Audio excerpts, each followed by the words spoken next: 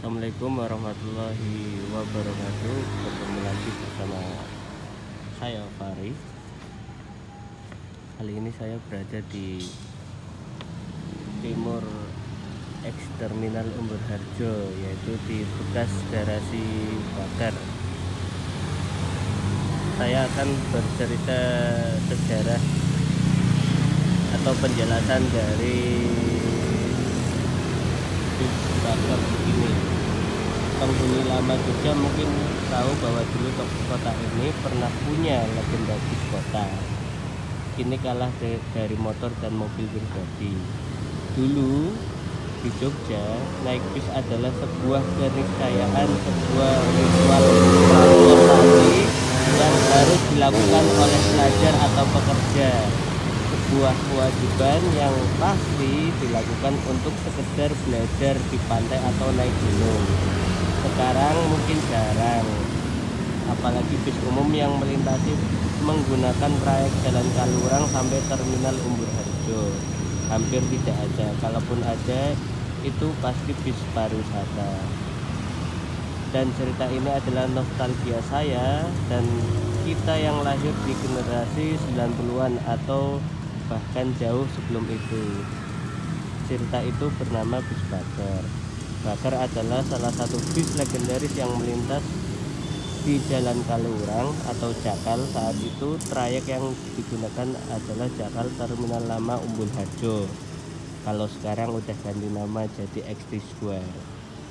Dengan warna dominan putih gading dan garis-garis biru, bis bakar sering lalu lalang di Jakal dari pagi buta hingga petang menjelang malam. Sebenarnya trayek yang dengan bakar lebih ke arah daerah Botian atau antar kota seperti Purworejo dan Solo. Namun bis bakar lebih terkenal masyarakat Jogja sebagai satu-satunya bis yang berani menjelajah jalan selatan hingga utara. Ya, trayek Jakal tembus hingga pemandian Tlogo Putri, bahkan bisa saja sampai batas pendakian Gunung Merapi. Tak jarang bahkan lebih dikenal dengan bis pendakian daripada bis umum karena waktu itu cuma bakar yang bisa sampai ke Gunung Merapi, yang lainnya jarang.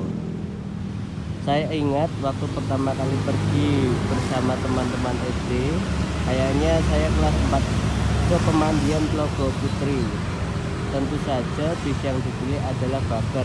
Awalnya perjalanan mulus-mulus aja, namun begitu sampai jalan agak nanjak, dilalah bis berhenti, tak kunjung bergerak naik. Lah ya kami bingung, takut nyempalik.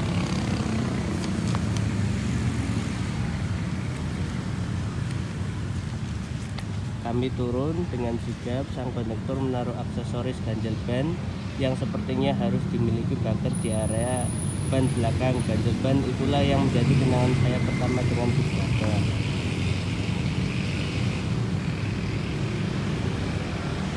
Kenangan kedua adalah bis bakar sebagai bis sekolah.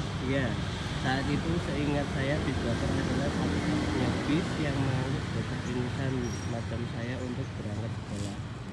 Kalau sudah begitu, saya jadi ingat lagu Blues tentang bis sekolah, dan mungkin liriknya perlu diganti dengan menjadi bis bakar yang kutunggu, tiada yang datang. Walaupun sudah harus berangkat pagi-pagi sudah kok ya tetap saja begitu datang, bis bakar selalu penuh.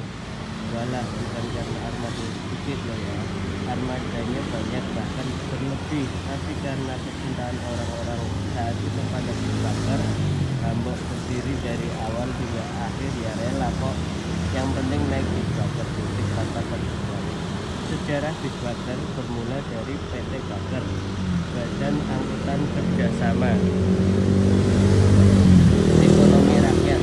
Pendirinya adalah Haji Muhammad Dikto Sudarto pada 12 Juli 1950. Bis bakar boleh dibilang transportasi tidak tergantikan di Jawa Tengah, khususnya masyarakat Jogja, dan lebih-lebih warga yang bermukim di Jakal. Bisa Anda bayangkan 40 tahun lamanya bis bakar digunakan sebagai transportasi umum. Sebenarnya ada angkutan DC yang melintas di Jakal, orang menyebutnya kol dari kata kol, tapi entah banyak orang lebih memilih bis bakar, mungkin karena kapan kondisinya hingga pemanfaatan bisnya. Perlu Anda ketahui, Bisbaker menggunakan bis Mercedes-Benz. Saat itu merek tersebut adalah merek terbaik untuk sebuah kendaraan bis, mewah lah pokoknya. Kursinya boleh dibilang nyaman walaupun tak senyaman bis Trans Jogja yang setiap tahun diperbarui. Jumlah kursinya juga sangat banyak seperti bis antar kota dan antar provinsi. Sediakan juga beberapa tas plastik yang tergantung di tiang atas buat yang mabuk garam.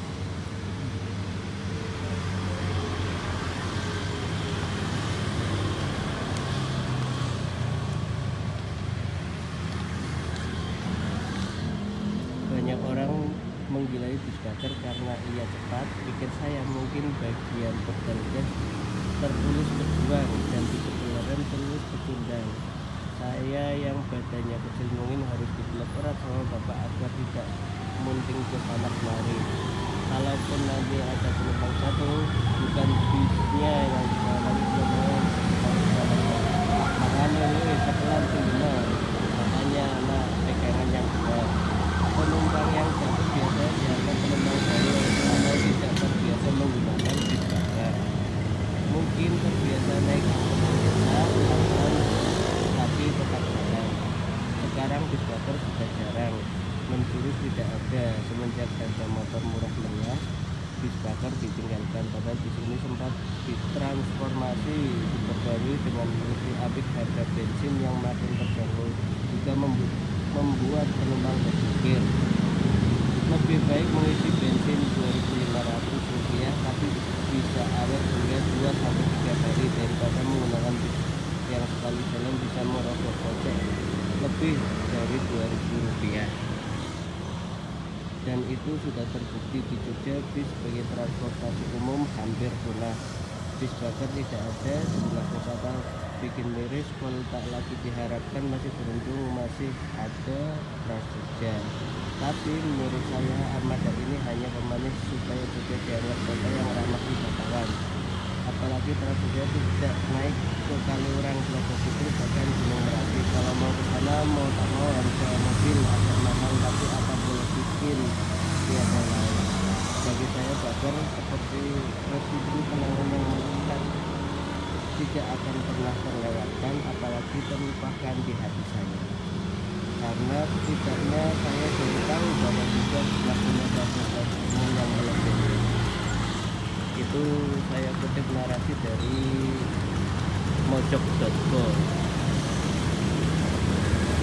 Nah itu sekarang dengan narasi Bisbaker.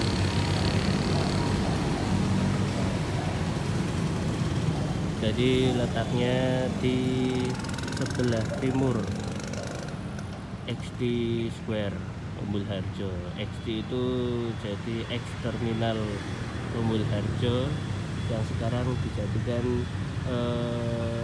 ada resto, ada tempat wisata, dan ada pusat pembelanjaan.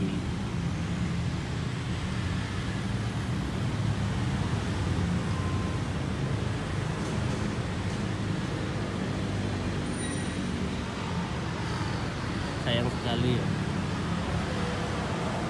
sebetulnya ini bisa dimanfaatkan, tapi ya apa daya.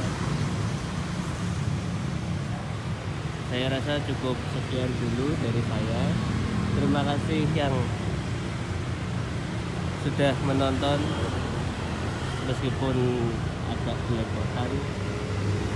Kalau ada salah-salah pengucapan mohon dimaafkan. Saya akhiri. Wassalamualaikum warahmatullahi wabarakatuh. Oh iya, jangan lupa like, share, dan komen, dan jangan lupa di subscribe teman-teman. Terima kasih.